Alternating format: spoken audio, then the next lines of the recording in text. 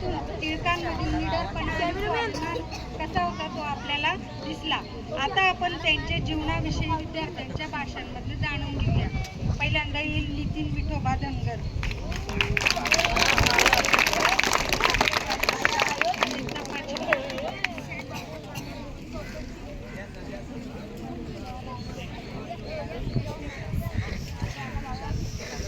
सर्वांना नमस्कार. माझे नाव नितीन विठोबा धनगर आहे.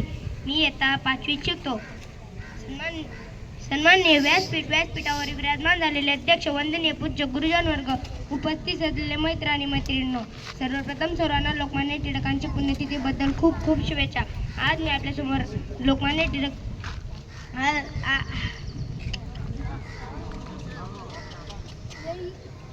आज मी आपल्यासमोर स्वराज्य हा माझा जन्मसिद्ध हक्क आहे आणि तो मी मिळवणारच अशी गर्जना करणारे थोर देशभक्त लोकमान्य टिळक यांच्याविषयी 2 शब्द बोलणार आहे. त्यांचा जन्म 23 जुलै 1856 रोजी रत्नागिरी जिल्ह्यातील चिखली गावी झाला. त्यांचे पूर्ण नाव केशव गंगाधर टिळक. त्यांच्या वडिलांचे नाव गंगाधर पंत तर आईचे नाव पार्वतीबाई होते. त्यांचे आत्मविश्वास आणि निर्भयपणा हे गुण त्यांच्या जन्मलात होते. लोकांसाठी त्यांनी लोककल्याणाचे कामे सुरू केली म्हणून त्यांना लोकमान्य टिळक असे म्हटले जाते. लोकसेवेसाठी त्यांनी पुणे येथे न्यू इंग्लिश स्कूल सुरू केली. 1881 मध्ये जनजागृतीकरिता त्यांनी केसरी व मराठा यांची वृत्तपत्राची निर्मिती केली. त्यांचा मृत्यू 1 ऑगस्ट 1920 रोजी झाला. एवढे बोलून मी माझे भाषण संपवतो. जय हिंद, जय भारत.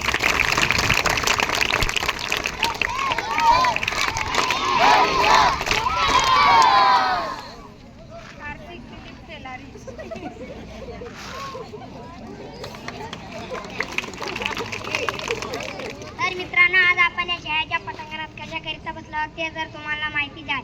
आज मी तुम्हाला लोकमान्य टिळक यांच्या जीवनावर थोडक्यात पण महत्त्वाचे काही शब्द बोलणार आहे, ते तुम्ही शांतपणे ऐकावे.